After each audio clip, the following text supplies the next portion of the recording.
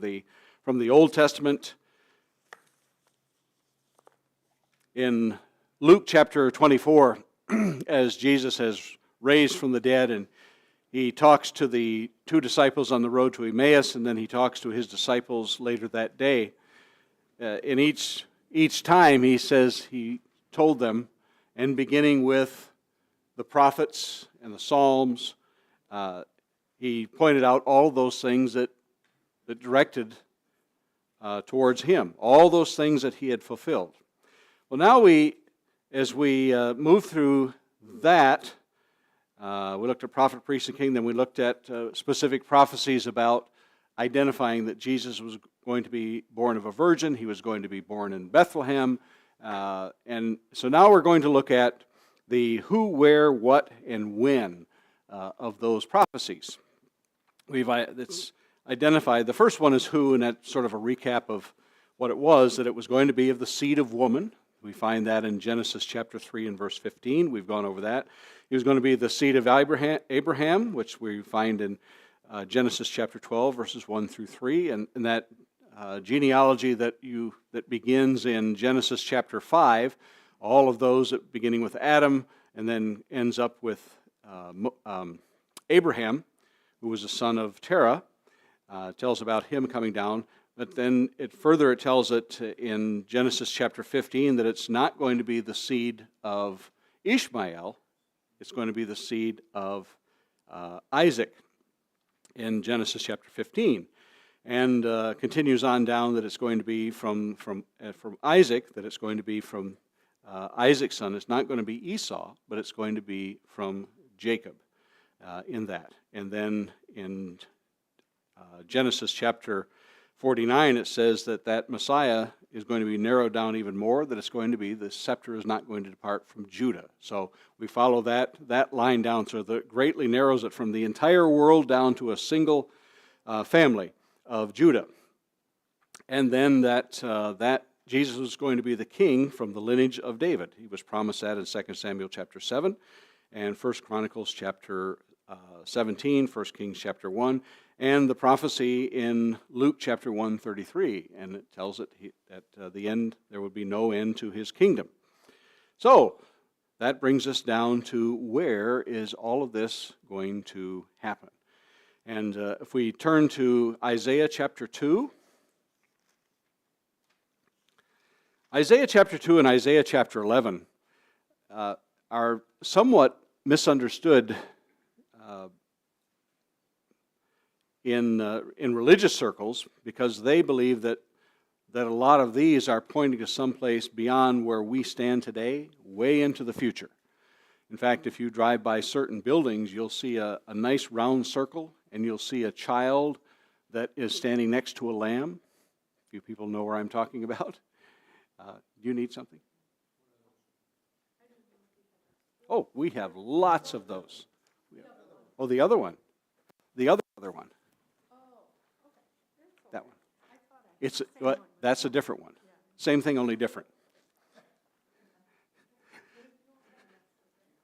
No, I have plenty. I have plenty. In where this is all going to take place, in Isaiah chapter 2, the word that Isaiah, the son of Amoz, saw concerning Judah and Jerusalem. It shall come to pass in the latter days. And people, there are many today that believe when Isaiah is talking about this, that the latter days, how many of you have heard this, that the last days are talking about, we may be living in the last days now because of all of this apocalyptic things that are happening in the world. We're living in the last days, and the last days began in 1948. They began in 1967 in the wars in Israel. No, it was 1973. That was the war. No.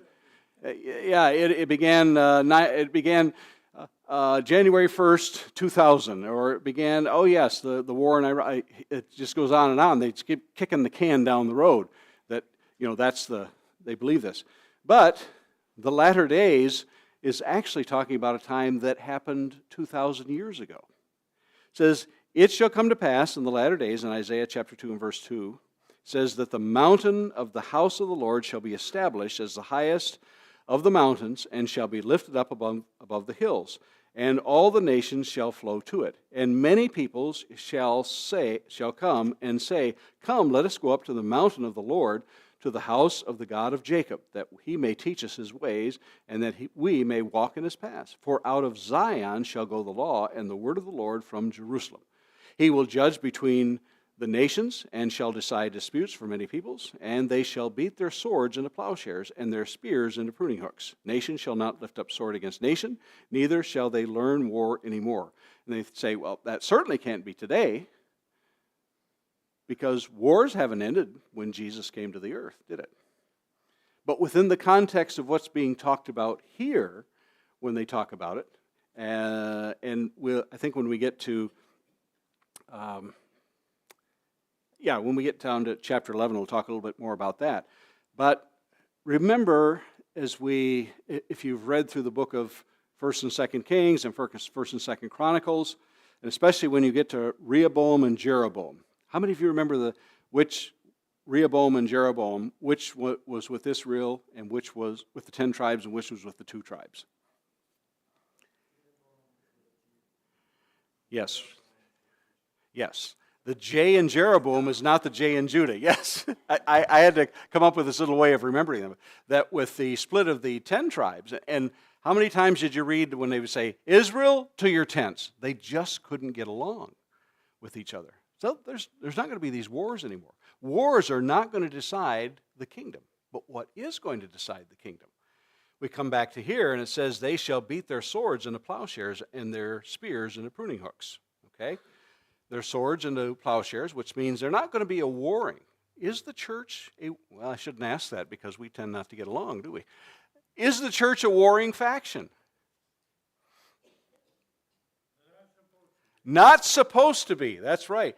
How does the Word of God go forth? How do we win people over to Christ? Do we conquer nations? No, unless you were in the, let's see, what was the name of the Crusades? I was trying to think of the name of the basketball team for the Valparaiso University. They're Crusaders. They have been pressured to change that because the Crusaders implies that they took them by force. But that was not to be. But it is not going to be done by wars and by force. It's not going to be done by the sword, by forcing people. Not the way that Israel conquered the nations around them, but it's going to be done by this, and that's alluded to in verse 4. They shall beat their swords into plowshares and their spears into pruning hooks. And when Peter was in the garden and they were going to capture Jesus, what did Peter draw his sword and do? Cut off the ear of Malchus, one of the high priest's servants. And Jesus said, good, now we know how we're going to get this. That's good practice, yes. What did he tell him? No, those who live by the sword die by the sword. Now some people who are advocates of violence say, see, Jesus, when they were there, says go out and buy 2 of them. That'll be good. See, we have 2 swords. That's good. That's enough. But that's not what Jesus advocated. He did not advocate violence when he told them to wait in Jerusalem in the book of Acts. The kingdom is not, the borders of the kingdom is not expanded by violence, but it's by peace. It's by beating your swords into plowshares and your spears into pruning hooks. That's really what the gist of what it's meant. So when it talks about in the mountain of the Lord, and we read in the New Testament, we don't see it so much in the Old Testament, but we do see it in the New Testament. And when they talked about if they were going to go to Jerusalem, what direction were they going to go all the time? They're going up. Because, anybody here been to Jerusalem? And if you look at a topographical map of Palestine, you see that Jerusalem was the highest there. And it goes from the highest to the lowest. And I believe, if I'm not mistaken, the Dead Sea is the lowest land point on earth, because it's 1,200 feet below sea level. It's even lower than Death Valley is. So you're going from the highest. So anywhere that you went, they didn't talk about we're going to go north to Jerusalem or we're going to go west to Jerusalem. No, it was we're going up to Jerusalem. And when you're in Jerusalem and you're going to go to Jericho, you say we're going down to Jericho. So it's the mountain of the Lord, and which is referred to. They would have understood this language, that it wasn't going to happen in any other place other than Jerusalem.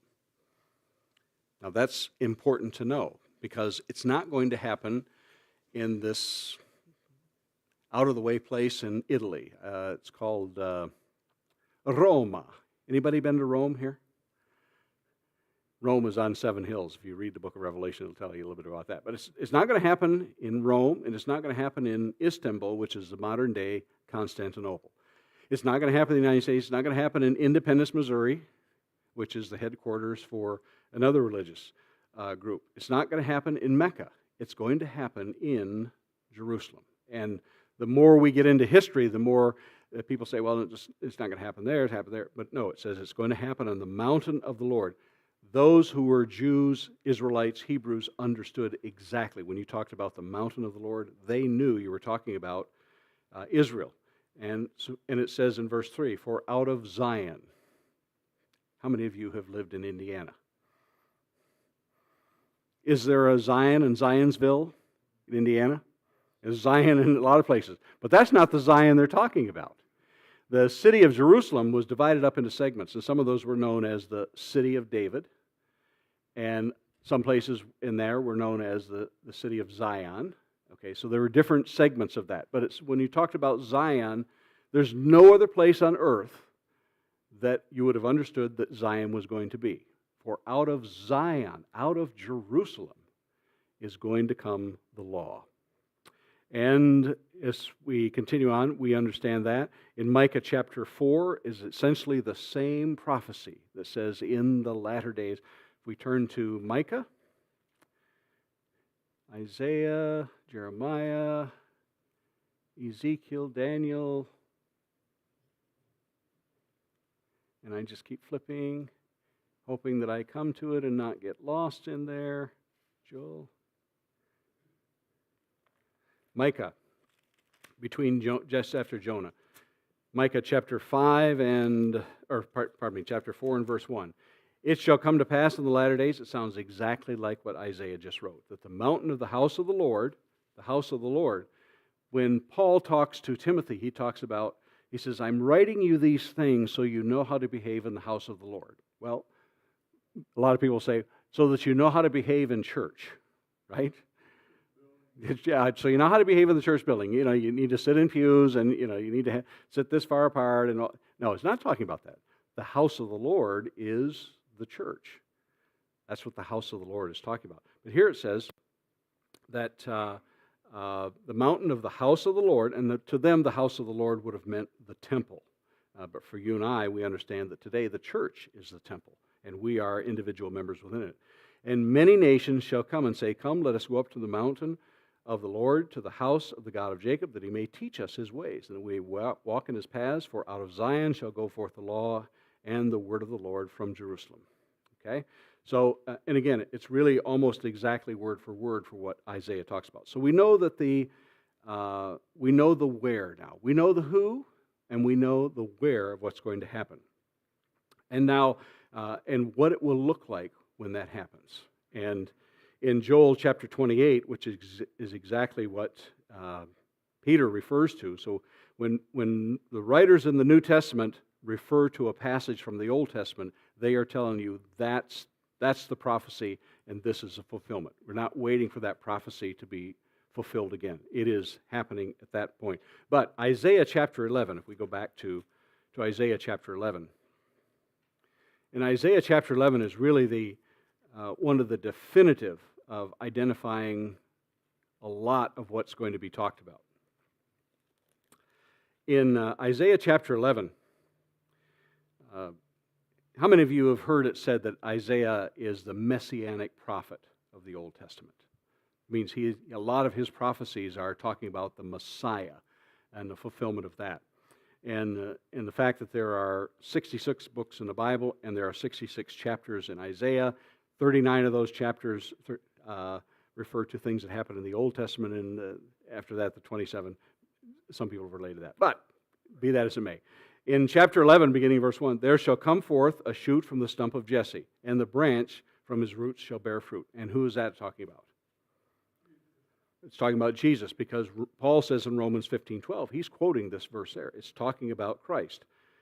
It's talking about it's coming through that seed line of Jesse. And the Spirit of the Lord shall rest upon him, the Spirit of wisdom and understanding, the Spirit of counsel and might, the Spirit of knowledge and the fear of the Lord.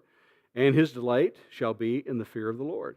And he shall not judge by what his eye sees or decide disputes by what his ears hear. He's talking about he's not going to be like a human being, but he's going to be God. He's going to judge righteously.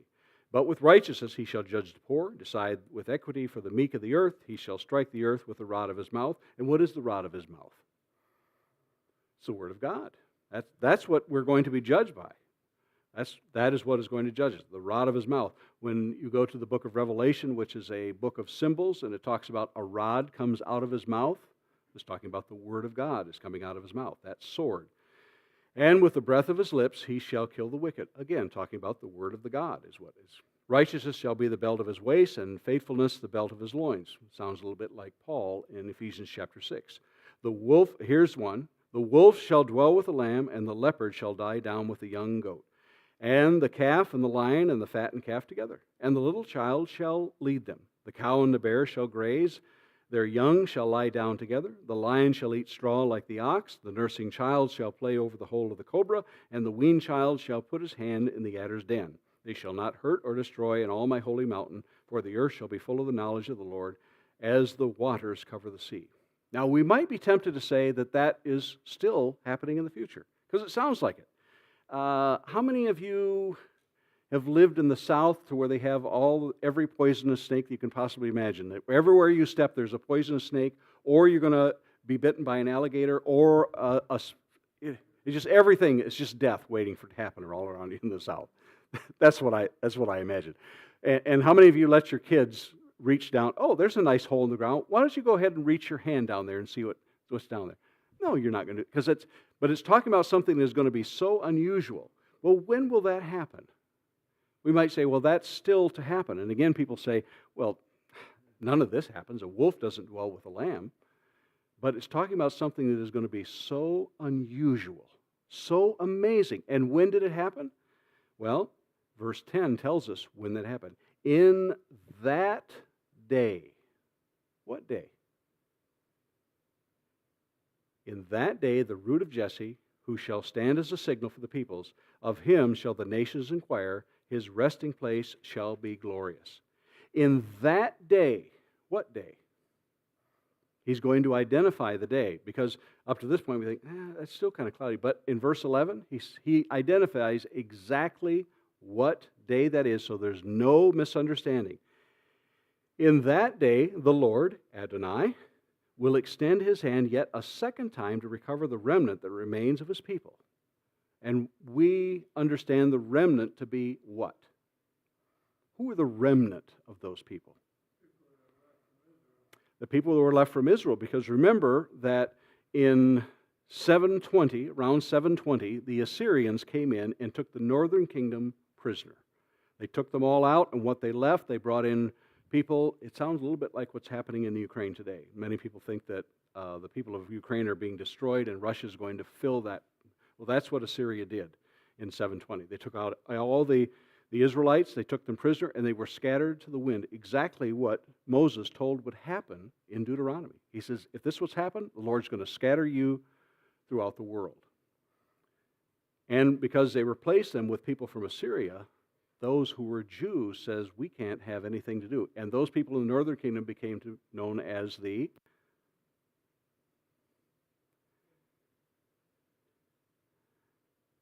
Samaritans. And remember, you couldn't have any dealings. Remember, if you read some of the history, you'd say, if they wanted to go from Jerusalem to Galilee, there was a road that went straight through there. You could get straight through there. But rather than deal with the Samaritans, they would go across the Jordan. They would go east through Jericho. Yes, east to Jericho. That is east, right? And then they would go north to Galilee and go around them. That's why it was so unusual when Jesus says, I'm going to go down through Samaria to there. And it kind of shocked the disciples that he wanted to go that way. So the people that were in the northern kingdom were replaced by the Samaritans? No, they became known as, because Samaria was their capital. That's why they called them Samaritans. The Assyrians took most of the Israelites, and they only left the poorest there. And those that were left there interbred with the people that the Assyrians. So that's why they considered them to be unclean, because they were Gentiles. They were half-breeds with the Gentiles. And so he says, those who are remnants, the remains of his people. Now listen to these countries that he lists. From Assyria, from Egypt, from Pathros, from Cush, from Elam, from Shinar, from Hamath, and from the coastlands of the sea. It sounds exactly like Pentecost. And any geography majors here? Some of these might be hard to identify. If I said the land of Cush, who would we typically identify as the land of Cush? Cush would be from like Lower Egypt. When it says Egypt and those from Cush, Cush would have been understood, my footnote says here, Nubia. So it would be around that northern Africa, but it wouldn't be considered Egypt. In the Old Testament, sometimes those were interchangeable. From Elam and Shinar. Shinar was the plains where the Tower of Babel was. So it's talking about a land that's north and east of there. So he's talking in every direction that he's going to recover the remnants of his people. Now turn to Acts chapter 2. Keep your finger there if you want to, in there.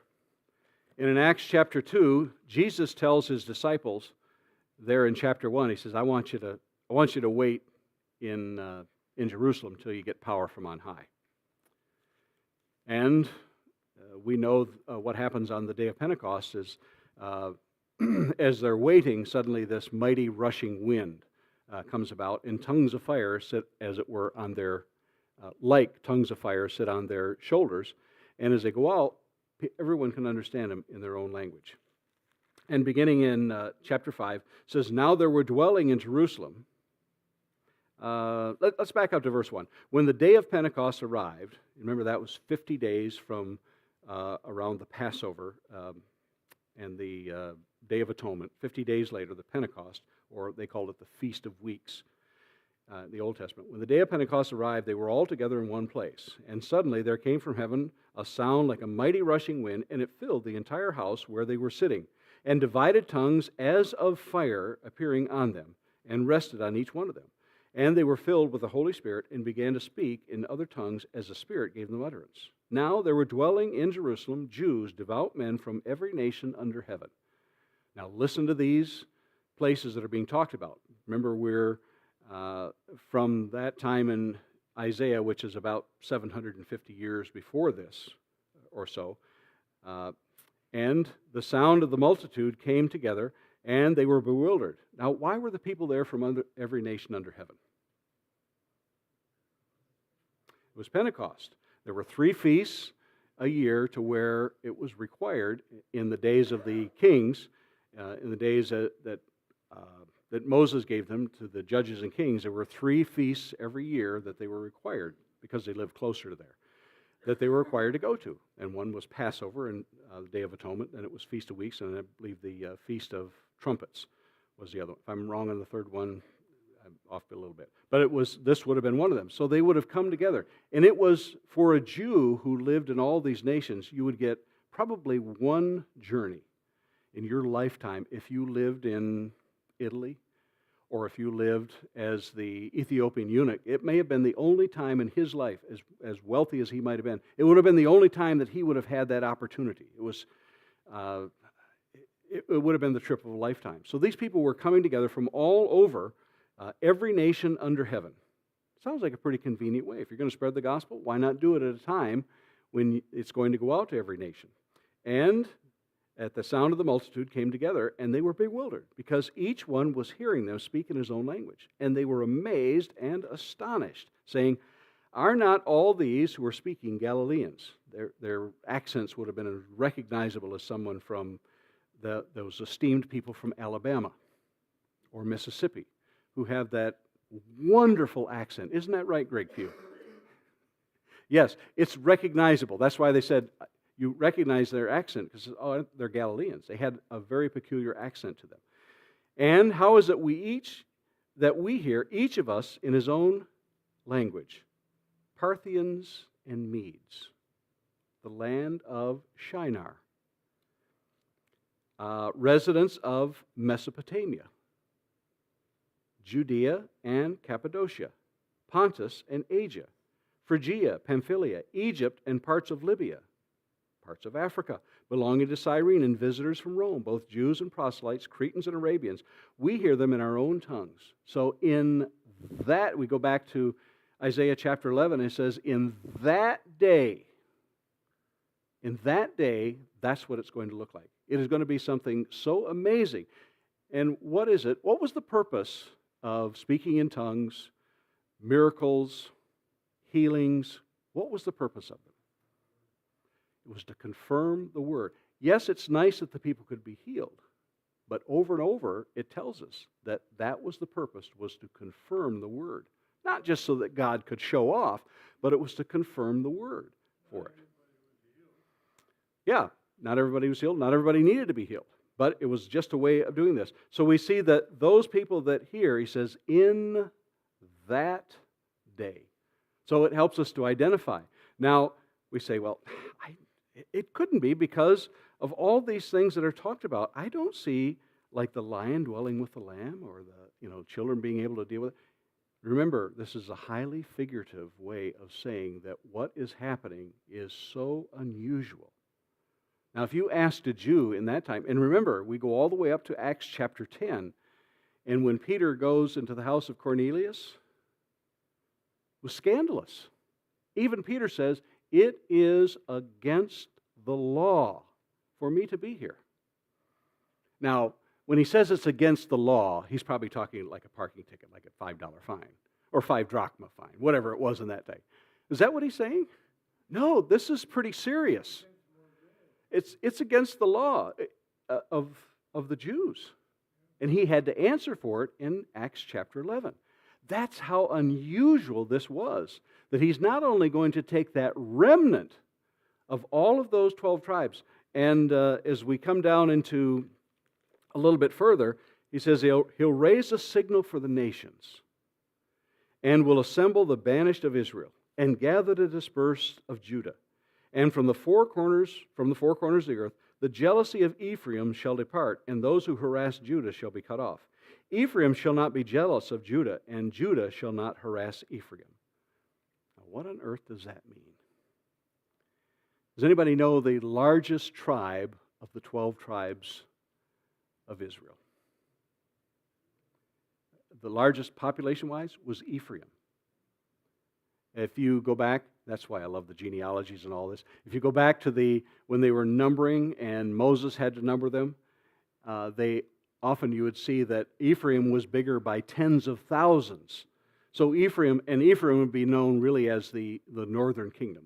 They would know them as sort of Ephraim, and Judah was, even though that was Judah, Benjamin, and part of the Levites, the southern kingdom wasn't known as the Benjamites. It was known as Judah. So that's how they oriented them that way. So Ephraim, there's not going to be a jealousy between the northern and the southern. There's not going to be this animosity between tribes. They're all going to be one. And so when we become known as Christians, we don't say, I'm an American Christian. I'm a Brazilian Christian. No, I'm a Russian Christian. Anybody hear people talk like that? But what does it say? Yeah, we're just Christians. They're not going to be known by all these different tribes. There's not going to be that warfare. Because if you go through the books of Joshua and the Judges, especially if you go through Joshua and one of these tribes says, wait a minute, they're getting a lot more land. We don't have enough land. And so what does Joshua say? Go out and conquer more land if you need it. They cast lots for it by and large, but they said, we still don't have it. He said, well, go up there and conquer more land. But there was the animosity that existed between them. And you'll find that it exists for hundreds of years.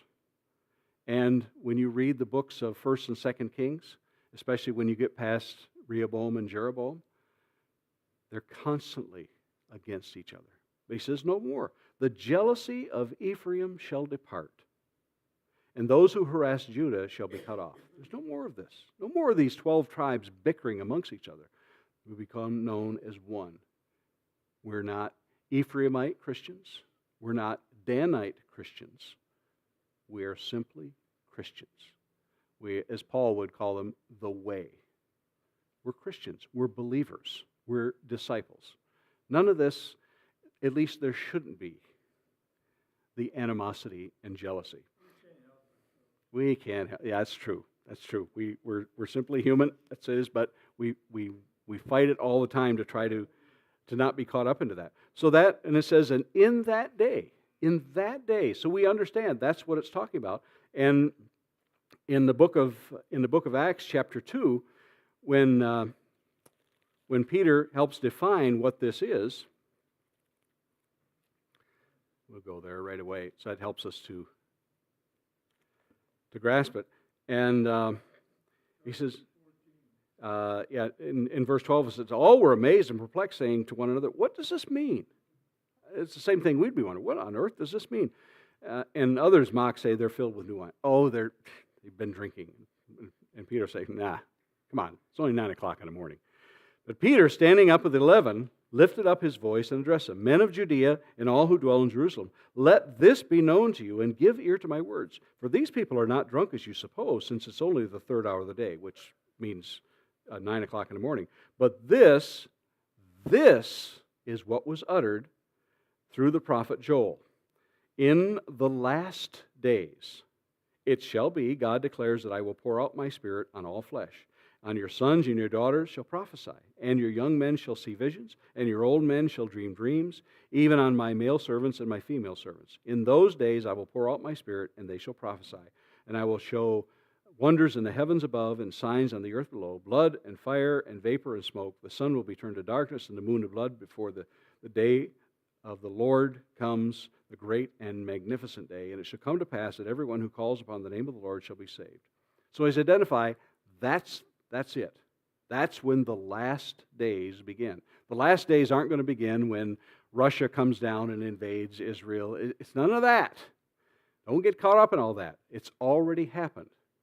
I'm not saying that Christ has already come. That's the AD 70. But it means those prophecies are in Isaiah chapter 2 and 11 and other places that identified that. Micah chapter 4 and Joel chapter 2 that clearly identifies that is the time. And the law is going to go out from Jerusalem. And what was the orders that Jesus gave them? What was the order of what they should do it? They're going to start in Jerusalem, then they're going to go to Judea, then Samaria, and the outermost parts of the world. It's exactly the order that they were told. It's exactly the order that they followed, because they start in Jerusalem, then they go to Judea. In Acts chapter 8, they go to Samaria, and then they start going to the outermost parts of the world.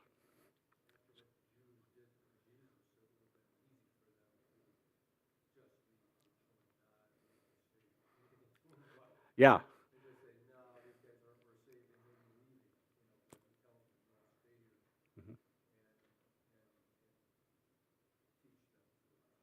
Yeah, absolutely. And the perfect day to do it symbolically and for practical purpose would have been the day of Pentecost, the Feast of Harvest. Why? Because symbolically, the harvest means when you bring things in. And remember what, as Jesus was leaving in John chapter 4, and the woman at the well, and as she's going into town, and just as they're coming out, he says, look, the fields are white unto harvest. They're coming out to find out about me. The fields are white. Harvest isn't talking about the end of the age in that sense. It is in other places, but the harvest is talking about the saving of souls. That's what he was talking about in that. Any questions? Sorry, our time's up. Questions? We're going to finish this next week.